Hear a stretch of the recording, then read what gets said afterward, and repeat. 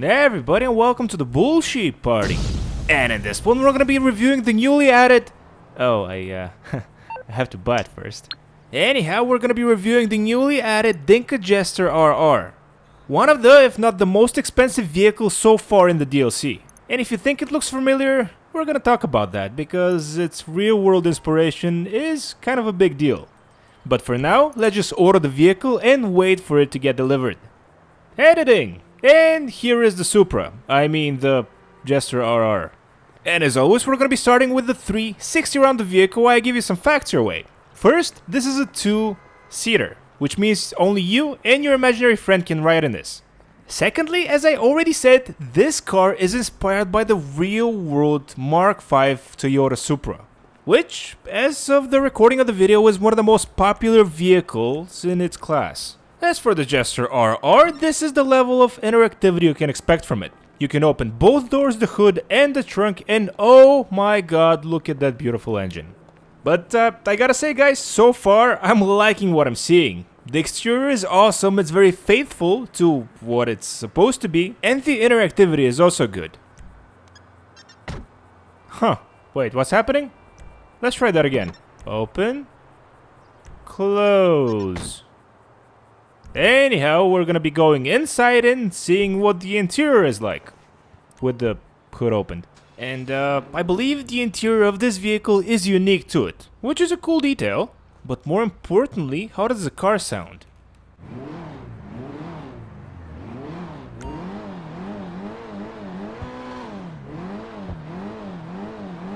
Really cool. And with that, and the hood still opened, let's do a quick check to see what type of drivetrain this vehicle has.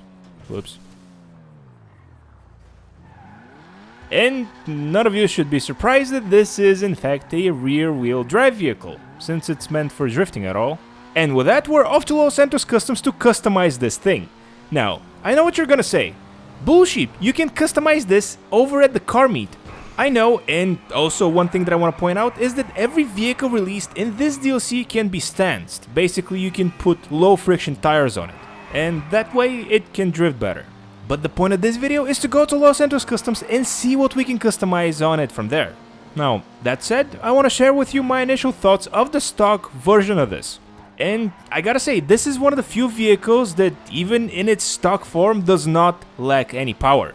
And as a member of the sports car category, I'm sure it's near the top of its class, even in its current state. The handling is decent and the brakes are, let's just say they're present, but not all the time. But the best part of this compact vehicle is the way it drives. It feels very nimble and easy to maneuver, and I think that's a good thing, especially if you're looking to drift with it. And oh my god, look at the time. We are at Los Santos Customs, so let's see what we can in fact do with it. In terms of customization, that is. And as always, the first thing, probably most important thing we're gonna do when we get to Los Santos Customs is, upfront, customize everything in terms of the performance. This way I won't forget anything at the end, and this time I'm prepared for you, sneaky engine tune thingy. But this is my second vehicle that I'm reviewing from this DLC, and I gotta say I'm really happy with the level of customization so far. And skimming through the options, I can see that this one is gonna be just like the other one, if not better. A lot of customization and something for everybody. And with that, we're starting with the front bumper option, and you can see there is a plethora of different options you can go with. And for me specifically, I prefer to go with this one. As for the rear bumper options and actually diffusers, you have a lot of different options as well. And one thing that I want to mention here, as I do in almost every other video that I make, is that this does not impact the performance of the vehicle. The traction bar is not going to get increased by any of these. And speaking of traction, not really, but whatever, here are all the engine customization options. And as I've said before, I really appreciate Rockstar putting in the effort of making everything customizable on the vehicle, but I don't really see the point in customizing something that's not visible. So the engine and the interior of the vehicle are completely pointless in my opinion in terms of customization, but different strokes and all, and I'm sure there's some people who really like this. As for the exhaust options, once again, you're not gonna see any performance benefit, regardless of which one you choose. And I gotta be honest here, it would have been really cool if we had something coming out from the side. But we don't, all the exhaust options are mounted from the back. So, yeah, there you have it. One cool touch that this vehicle has is that you can change the color of the headlights. And the next option we're gonna focus on is the hood option and see all the different hood ornaments and things you can put on the vehicle. Did I say ornaments? I meant to say latches and pins. English level minus 500. I'm sorry about that. But anyhow, look at the cool hood designs. And every design comes with the stock and carbon option. So that's kind of cool. And I gotta be honest guys, so far the DLC is definitely not disappointing. And to see this level of customization in Los Santos Customs is frankly insane. And oh how cool we can customize the interior. And as I've said before, unless you're playing in first person mode or you have some sort of a weird fetish to throw away your money, I really don't see the point in any of these. Whoa, I can change the design of the door? Never mind. Whoa, I can change the seats? Whoa, that's so cool.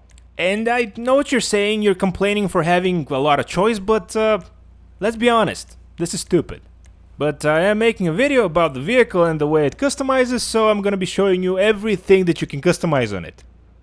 Even the stupid things. And I'm actually curious to know, is it just me or is nobody liking these? Do you guys upgrade the interior of the vehicles? And speaking of stupid options, here are the liveries.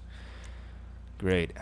And as I said earlier, I wanted to keep everything fair and show you everything the vehicle has to offer, even the stupid options, and here are all the liveries. There, we're done.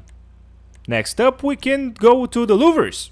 And I don't really see it on this vehicle, so we're gonna skip those. And I think the carbon mirrors are gonna look good, so I'm gonna be putting on those. We're gonna go with the black and yellow license plate. And I just wanted to say that this is my, I don't know, 4th video for today, so if I start repeating myself, I'm sorry about that.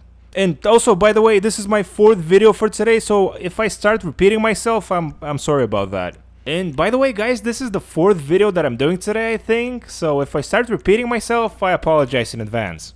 But back to the video at hand. Oh, and if I start repeating myself, nah, I'm kidding. But we are at the spoilers, which is really cool, and I was really excited to see what type of spoilers we had on this vehicle. And after going through every single one of them, I gotta say, I'm not really impressed. And one thing that I was actually expecting from this DLC is that every single spoiler would have a different impact on the traction bar, which in my opinion would have been a little bit cooler than every single one having the exact same weight, but beggars can't be choosers, I guess. And next up we have the suspension option, and I'm really happy to say that if you lower the suspension to the competition setting, the vehicle looks even cooler. And I can't help myself, guys, I really do think the car looks awesome. And I really wasn't expecting to see braces on this vehicle, and I really wasn't expecting to like them, but I do. And the final customization option before respraying the vehicle we're gonna look at are the tint of the windows. And we're gonna go with a light smoke on that, and let's get started respraying. And because we're building kind of an underground car, I wanted the color to reflect that. I wanted something darker and something sleeker. And after going through several of the options, I really liked how this one looked, the midnight purple. So we're gonna be keeping that as the primary color, and as for the secondary color, I went through a lot of the options, didn't really like anything that I saw, but ultimately I decided to make them red, cause why not? As you'll see in a bit, it complements the purple rather well. Oh, and now is probably a good time to cyberbeg for likes and subscriptions. So if you're new to the channel, please like the video and subscribe to the channel, cause I asked you to. Please? And I have one confession to make about this video. Upon starting to record it, I had no idea which vehicle I was gonna review. This one just popped out and I decided to go with it. And let's see what's our final customization option. Okay, we can change the color of the speedometer. Great, that's great. And here we are finally outside, and let's talk about what we changed on the vehicle. And I don't mean in terms of customization, I mean in terms of performance. Because even though it doesn't seem like it, this is an entirely different beast. Remember when I said in the beginning of the video that this is one of the best, I believe, stock vehicles in its category? Well, now I believe that this is one of the best vehicles in its category, period.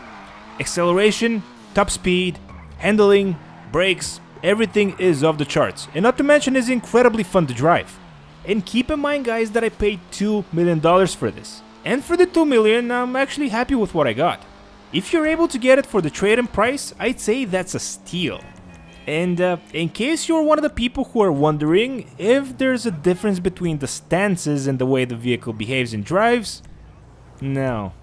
At least I wasn't able to catch it. It just looks more slumped over. And yeah, I'm actually blaming the suspension for that. And with that disappointment, it's time to end the video. Thanks so much to everybody that watched. Hopefully you liked what you saw. If that's the case, you know what to do with the subscribe and like buttons and all. I'm off to making probably another video, and I'll catch you all in the next one.